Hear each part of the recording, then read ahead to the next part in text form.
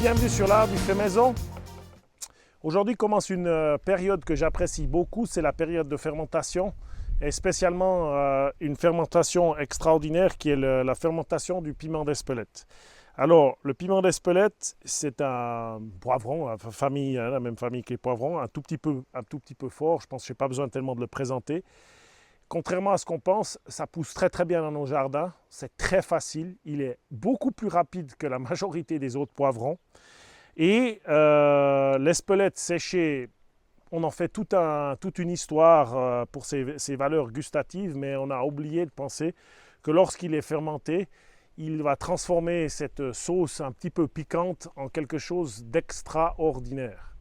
Je parle d'extraordinaire parce que cette sauce, vous verrez, je vais fermenter plusieurs types de poivrons, mais celle-ci, elle fait partie elle va rajouter un goût exceptionnel à la sauce barbecue, par exemple, que j'avais fait une fois une vidéo où on fait des burgers. Et c'est un goût qui est indescriptible à expliquer. C'est comme du chocolat, c'est pas du chocolat, c'est quelque chose, c'est ce qu'on peut peut-être appeler ce fameux goût umami qu'on n'arrive pas à décrire, qui est ni sucré, ni salé, ni amer, etc. C'est un goût qui n'existe pas et l'Espelette fait partie de ces poivrons, de cette fermentation de piment Espelette va exactement rajouter ça à vos sauces de base, quelque chose d'exceptionnel. Pour peut-être parler des fermentations des poivrons en général ou des piments, j'ai essayé énormément de variétés différentes. Dans tout ça, j'ai fait des tris, j'ai fait des goûts, j'ai fait une vidéo sur je crois que c'était des piri-piri une fois. Alors, toutes sont bonnes, mais toutes ne sont pas exceptionnelles, ne valent pas nécessairement le travail de le faire. Dans tout ce que j'ai retiré, de tout ce que nous avons retiré, l'Espelette fait partie. Le Bolivian Rainbow, dont je ferai aussi une vidéo, parce que en plus de ça, c'est un des plus beaux piments que j'ai jamais vu. Et le Tabasco, qui est une fermentation un peu différente, où je ferai très très tardivement dans cette année la vidéo, parce que celui-là est beaucoup plus long à mûrir que les autres. Donc on va commencer par l'Espelette cette année. C'est extrêmement simple. J'ai ramassé les premiers piments. Ma foi, ils vont arriver en masse, mais il faut bien commencer quand ils sont là, sinon ils vont sécher assez rapidement. Hein. Et il ne faut pas oublier de garder les variétés. Celle-ci, je l'ai notée pour faire les graines. Donc, ce que je fais, c'est tout simple. Je coupe la partie verte. Pour celui-là, comme je veux garder les graines, je vais sortir un peu de graines. C'est généreux. Hein. Les poivrons, comme d'habitude, je n'ai pas besoin de tout ça. Ça, je vais garder pour faire des graines. Je garde ça. Je garde cette partie-là. Je la coupe grossièrement en 4, 5, c'est égal. Je mets dans un bocal qui est bien lavé. Je rajoute les autres. Alors, ceux où je ne veux pas faire de graines, je rajoute tout. C'est égal, ça sortira après. Si vous enlevez la partie interne du piment d'Espelette, c'est-à-dire la partie, le placenta, vous aurez probablement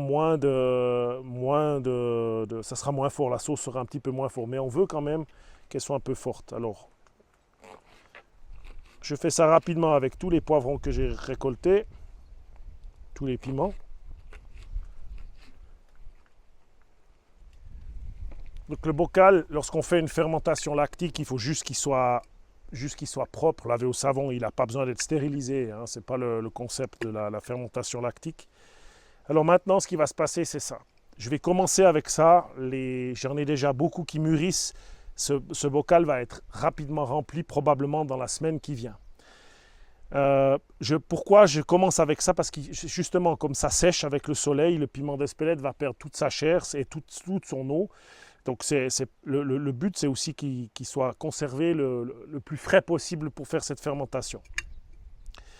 Après, pour tous, un bocal comme ça, je crois qu'ils font 1 litre à peu près, ceux-ci, je vais rajouter un oignon, pas trop grand.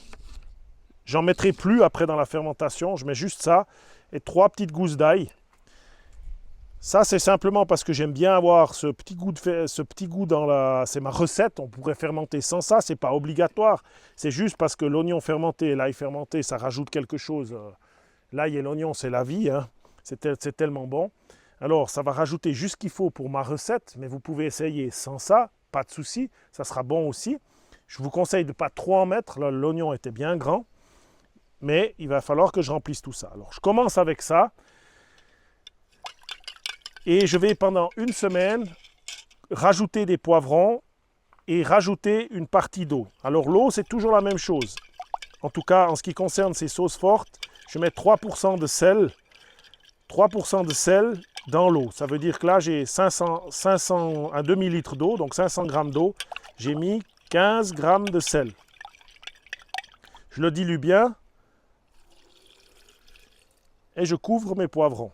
Alors, dans l'idéal, lorsqu'on fait une fermentation lactique, il faudrait que tout soit couvert dans l'eau. C'est difficile parce que vous verrez avec les piments ou les poivrons, ils ont tendance à flotter. On pourrait mettre une feuille, on pourrait mettre un caillou. Mais comme moi, je passe tous les jours à côté, lorsque je mets ça en fermentation, ce que je fais tous les jours, c'est que je brasse une fois et ça couvre tous les poivrons. C'est une autre manière en fait de veiller qu'il ne se développe rien de mauvaises bactéries au-dessus. Il faut juste veiller que l'eau couvre les poivrons et puis ça va jouer comme ça. Ça va se mettre rapidement à fermenter. Lorsque je vais rajouter des poivrons, bien évidemment, je vais rajouter de l'eau. Je veille tout le temps que l'eau arrive au bon niveau. D'ailleurs, ici, je vois que je pourrais mettre encore 1 ou 2 décis parce qu'il n'y a pas d'espace dessous. Mais le concept est simple, la recette est déjà lancée et il faut laisser ça maintenant. Alors, combien de temps? Une fermentation lactique, certaines, la plupart vont prendre 7 jours à se développer suffisamment. Les bactéries vont acidifier le milieu. En règle générale, en 7 jours, on est déjà dans un milieu extrêmement acide qui va suffire à la conservation. Pour cette recette, moi j'aime laisser fermenter un peu plus longtemps, environ 1 mois. Ça va vraiment permettre de transformer, vous allez voir, il va se mettre une couche au fond blanche, comme ça la structure des piments, elle va changer beaucoup. Et si je mettais beaucoup d'eau, vous verrez les piments flotter et au bout de quelques semaines, tous les piments vont tout d'un coup se mettre à couler et être au fond. Et là, c'est le bon moment pour faire la suite de la recette. Comme j'ai expliqué avant, j'ai juste rajouté un déci d'eau pour que voilà, maintenant les piments, j'aime bien, ils sont vraiment, ils flottent dans l'eau. Et ça, ils sont pas, c'est mieux comme ça. C'est plus facile à les couvrir. Et chaque jour, si on regarde la surface, maintenant ils sont bien libres. Chaque jour, je vais un petit peu brasser. Et comme ça, il n'y a rien qui va se développer dessus. C'est clair que si vous n'avez pas l'œil dessus cette fermentation, il faut vraiment veiller que tous les légumes soient dans l'eau. Mais comme ça marche bien. La prochaine chose que je vous conseille de faire, surtout si vous allez lancer plusieurs fermentations, c'est d'écrire ce que c'est dessus et puis bien évidemment de mettre la date. Donc aujourd'hui, on est le 30. Oui, aujourd'hui, on est le 30 juin et c'est de l'Espelette. Voilà. Pour ceux qui se posent la question, ce que nous a déjà souvent posé la question, c'est un stylo à craie liquide. Ça veut dire que je peux écrire sur le verre. Il y en a de plusieurs couleurs. Et quand ça va bien tenir. Et quand je voudrais nettoyer, je prends une pâte qui griffe un petit peu, style vaisselle. Et puis avec un peu d'eau, ça part simplement. C'est très pratique justement pour écrire quand on fait des semences ou des choses comme ça, sur écrire de la porcelaine, ce qui vous passe sous la main pour faire des graines. Souvent, moi, c'est une tasse, je mets dedans et j'écris toujours ce que c'est avec un feutre. Dans cette vidéo, on va terminer bien évidemment la recette. Ça, c'est ce que je viens de lancer. Ça, c'est celle que j'ai faite il y a à peu près 1 mois. J'avais déjà des piments d'Espelette. J'étais pressé de faire une sauce parce que j'ai des enfants qui viennent bientôt en vacances et ils adorent ça. On va finaliser la recette de celle-ci. Donc on va terminer la sauce. Ce que vous pouvez faire encore, si vous avez déjà une fermentation, ça n'a pas vraiment besoin d'être la même, mais si vous avez déjà, c'est mieux, mais si vous avez déjà une fermentation en route, vous pouvez rajouter une toute petite partie de cette eau.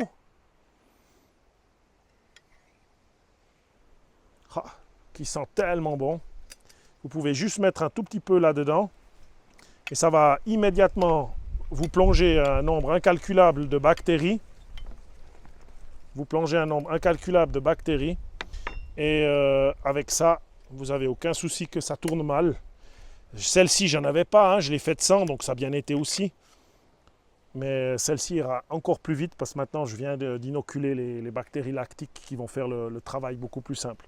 Ça va se mettre tout de suite en travail et puis maintenant on laisse patienter un mois pour ça, tout en rajoutant jusque-là pendant une semaine. Il ne faudrait pas faire ça pendant un mois.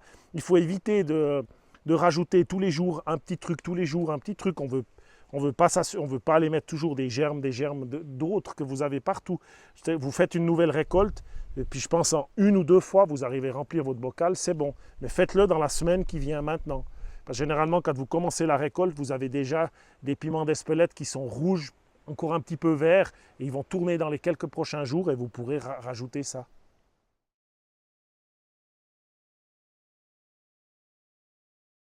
Pour faire rapide dans la lactofermentation, on va peut-être détailler ça au fur et à mesure des vidéos, on en avait déjà parlé. Donc c'est une fermentation qui se passe, c'est une acidification du milieu par les bactéries lactiques. Ça se passe dans un liquide et ces bactéries, elles vont tellement vite qu'elles vont empêcher les mauvaises bactéries, entre guillemets, de se développer et de pourrir ce que vous avez dedans. C'est comme ça qu'on fait la choucroute, etc. Le concept, c'est d'avoir un liquide qui recouvre les légumes et d'avoir, je dirais, au moins 1% de sel. On peut descendre, je crois même jusqu'à 0,8, mais disons 1% de sel. Et en plus de ça, le sel va empêcher les mauvaises bactéries de se développer avant les bactéries lactiques. Donc il est important, il est nécessaire dans la fermentation lactique de mettre du sel, au minimum 1%. Après, c'est chacun son avis sur le sel, mais si vous mettez moins d'1%, je ne vous garantis pas que tout va toujours fonctionner. Si vous mettez, comme j'ai mis là, 3%, c'est pas trop salé, n'ayez vraiment pas peur que ça soit trop salé, mais c'est à chacun de voir comment il veut faire.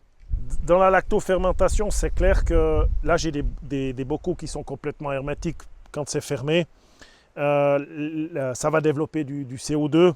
J'ai ouvert tous les 2-3 jours, mais je n'ai pas été ouvrir avec un objet, j'ai simplement ouvert un tout petit peu pour faire sortir le gaz et refermer immédiatement. Ce qui est génial avec la lactofermentation, c'est que ça dégage une odeur qui est agréable. Et c'est une conserve qui est géniale parce qu'on peut se fier au nez pour savoir si elle est bonne. Si vous sentez et que ça sent mauvais, c'est qu'elle est ratée. Et là, vous êtes tout de suite au clair. Ça sent mauvais, vous pouvez mettre à la poubelle, c'est foutu. Par contre, si ça développe un arôme qui vous plaît, qui est intéressant, vous savez qu'elle est réussie. Et c'est ça qui est génial avec cette... il faut vraiment le tester, c'est vraiment quelque chose de génial. Et je peux vous dire que si vous mettez votre nez sur ça qui fermente, c'est exceptionnel. Donc voilà, on va continuer à faire la recette demain probablement. On se retrouve donc le lendemain. J'ai le temps maintenant pour finaliser la recette de cette sauce forte d'Espelette. Alors on voit que ce que j'avais mis à fermenter commence à avoir des levures sur le dessus. Le jus est très opaque et tous les poivrons, tous les piments sont au fond. Ils sont vraiment, ils sont plus. La grande différence entre hier et aujourd'hui, c'est que hier ils avaient tendance à flotter et que maintenant ils sont vraiment au fond. Ça fait à peu près un mois que c'est en fermentation, un petit peu moins, mais c'est vrai qu'il a fait plus chaud que ce que je pensais. Donc ça a été un peu plus vite la fermentation. J'ai contrôlé le pH de l'eau qu'il y a à l'intérieur. On est, je pense, autour de 3, entre 3 et 3,5, ce qui fait qu'on est nettement en dessous de ce qu'il faudrait avoir comme minimum, c'est à peu près 4,2, 4,3. Donc avec un pH aussi acide, il n'y a aucune nécessité par la suite de stériliser, de conserver au frigo. Ça peut se conserver au chaud, dans la cuisine, c'est égal, puisque ça correspond presque à l'acidité d'un vinaigre. Donc, ne mettez pas le vinaigre au frigo. Donc, il n'y a aucun souci, ça va se garder des années et des années. Seulement, c'est clair que quand on fait la sauce, c'est mieux de la consommer. Elle va perdre en saveur au bout d'une année. C'est pour ça qu'on plante chaque année des piments d'Espelette. Alors, pour commencer, c'est tout simple. Je me suis muni d'un passe-vite pour que... Vous allez voir pourquoi. Je vais séparer l'eau des poivrons, ainsi que l'oignon, l'ail qu'il y avait dedans.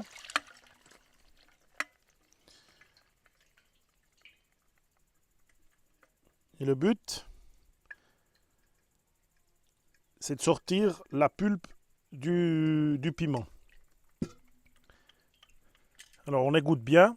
Cette eau est acide, bien évidemment. Vous n'avez pas besoin de la jeter. Vous pouvez la garder si vous voulez pour faire des cuisines, si vous avez besoin d'acidifier quelque chose, de donner un goût de poivron. Faites attention, c'est quand même assez, c'est assez fort, dans le sens fort, c'est assez acide. Donc il faut, si vous en mettez à quelque part, sachez que vous allez sentir ça, un peu comme si vous aviez mis un peu de vinaigre dans votre repas. Donc, mais moi, je garde jamais tout parce qu'on fait trop de fermentation, mais je regarde un petit peu, effectivement, pour des fois, ça peut aider pour cuisiner.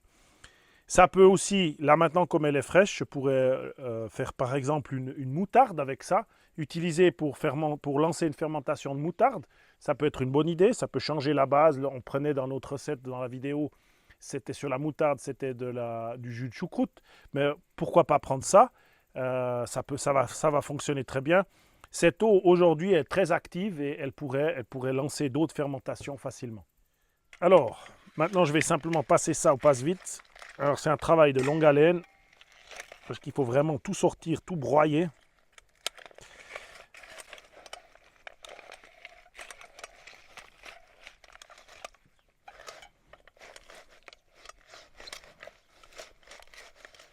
J'ai sorti une partie de ce qui était dans le pass-switch, je vais faire en plusieurs fois parce qu'il faut vraiment tout sortir, ce qui est possible de sortir du piment.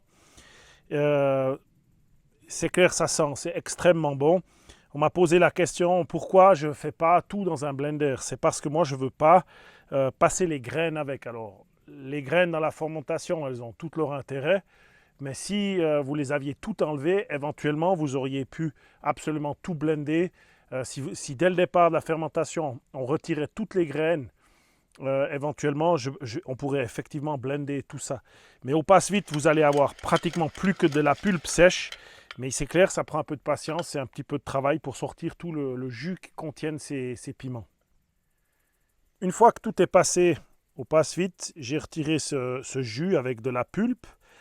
Je vais transvaser ça pour que je mesure combien de décilitres j'ai ou parfois moins que des décilitres. C'est comme ça, au tout départ, il y en avait moins de ces piments, mais il finira par en avoir. Enfin bref, voilà. Une fois que tout est là-dedans, je vois que j'ai à peu près 2 décis de sauce. Donc tous ces piments, 100 € m'ont donné 2 décis. Maintenant, ce qu'il faut faire, c'est qu'il faut ajuster peut-être la partie sel et ce qu'il faut rajouter d'après mon goût. Ça sera à chacun de voir. Moi, je vais rajouter entre 10 et 15% de vinaigre blanc. Alors, ça va avoir plusieurs effets. Le premier, c'est que ça acidifierait encore un peu plus le milieu, si pour autant c'était nécessaire. Donc, dans notre cas, ça ne l'est pas. Mais ça va rendre, d'un point de vue gustatif, quelque chose de plus intéressant d'après moi. Et il va falloir juste ajuster peut-être le sel. Il faut probablement rajouter une petite quantité de sel pour que ça soit agréable. Ça reste une sauce qu'on va mettre à la fin, donc elle doit être parfaite au niveau du sel, ni trop ni pas assez. C'est donc important de goûter à ce stade et puis d'ajuster gentiment. Moi, avant de mettre 15% de vinaigre, je vais peut-être en mettre, je donne un chiffre, peut-être 10%. Je vais goûter, ajuster le sel, puis si elle me plaît, je ne rajouterai pas la reste de vinaigre. Mais en général, c'est les quantités que je mets en fonction de la fermentation de piment d'Espelette. Alors avant d'ajouter quoi que ce soit, je goûte. Je brasse bien et je goûte.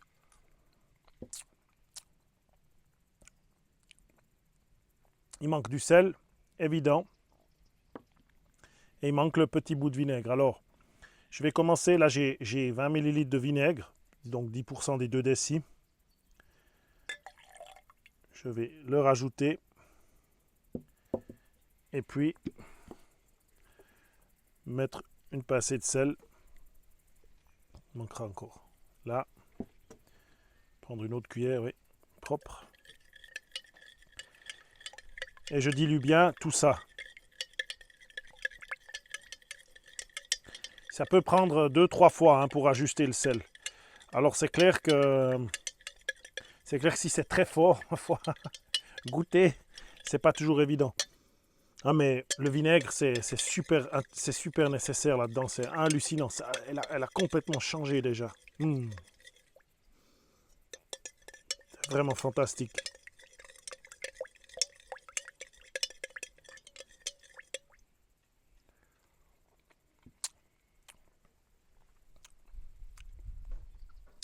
Une pointe de sel et puis elle sera parfaite. Une troisième cuillère pour faire le dernier goûtage avant la mise en bouteille. Et c'est déjà terminé. C'est extrêmement rapide.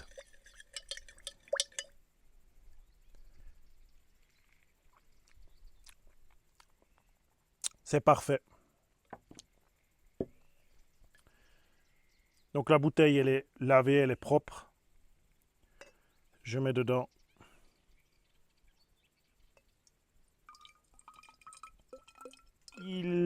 J'ai tout mis ça en bouteille. Maintenant, ça peut se conserver comme ça. Ça peut s'utiliser directement. Il suffit d'ouvrir, mettre ça sur des pâtes, mettre ça sur des œufs, mettre ça sur du riz. Enfin, c'est infini où vous pouvez mettre ça. Spécialement dans la sauce barbecue, c'était nécessaire. On n'a pas retrouvé encore dans nos cartons la grille très fine du passe-vite. C'est celle qu'il aurait fallu pour vraiment pas avoir de petits morceaux dedans. Ça va gêner personne s'il y a un petit morceau de piment qui sort. Ou éventuellement mettre maintenant que tout est bien filtré, mettre ça peut-être dans un mixeur, un blender et puis faire ça très fin, ça pourrait se faire. Alors, il y a deux raisons pourquoi on pourrait aussi le mettre dans un blender. C'est que si je laisse reposer ça, bien évidemment, la sauce va se séparer. Puisque j'ai mis du vinaigre, vous allez avoir vos 10% de vinaigre qui vont flotter.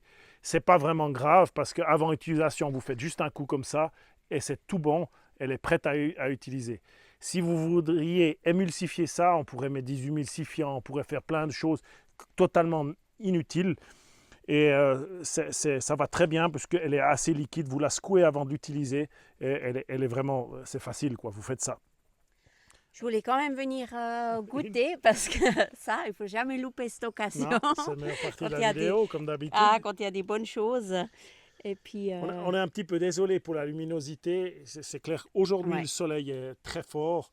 Il y a de la luminosité partout où qu'on se mette. Ma foi, voilà, on n'a encore pas notre cuisine, la maison avance, mais on n'est encore pas dedans pour faire On fait avec la lumière du soleil. Hein. Ah, on vit avec, on n'a pas le choix. Ici, on vit avec. Alors, on goûte. Goûtage. Je vais quand même savoir... Ouais, alors attends, je vais la secouer comme j'ai dit juste avant. Oui, fais-le. Je te laisse prendre la cuillère parce que... Ça sera plus simple. Ça sera beaucoup plus simple. En tout cas, ça sent bon. Hein. Ah, ça sent. Ça a un parfum. C'est clair que incroyable. Le sel, je parlais du sel avant. Tiens bébé. Le sel, c'est clair, c'est un petit peu l'exhausteur de goût de la sauce. Hein. Il faut que ça soit bien équilibré au sel. Pas trop peu, pas trop. C'est bon. Hein. Ah ouais, c'est bon. Ah ouais, c'est indescriptible. Tu peux pas. Ah, c'est difficile. C'est piquant, mais un piquant très agréable. Alors, c'est pas un arrache-gueule comme certaines sauces. Non. Ça a beaucoup d'arômes. On sent vraiment. Floral, ouais. C'est l'Espelette dans toute sa splendeur. Exactement, ouais. C'est ce que Une prochaine qu'on fera est beaucoup plus forte. Et donc voilà, ma foi, après il y a les goûts et les couleurs et la force aussi. Ouais, mais ça franchement c'est un piquant agréable. C'est un piquant agréable. Même ceux qui n'aiment pas le piquant, ils peuvent y aller avec celle-ci. Elle est super bonne. C'est sans problème. En tout cas, je vous encourage à en planter, à en mettre dans votre jardin et puis à essayer. À tout bientôt. À tout bientôt. Bonne semaine. À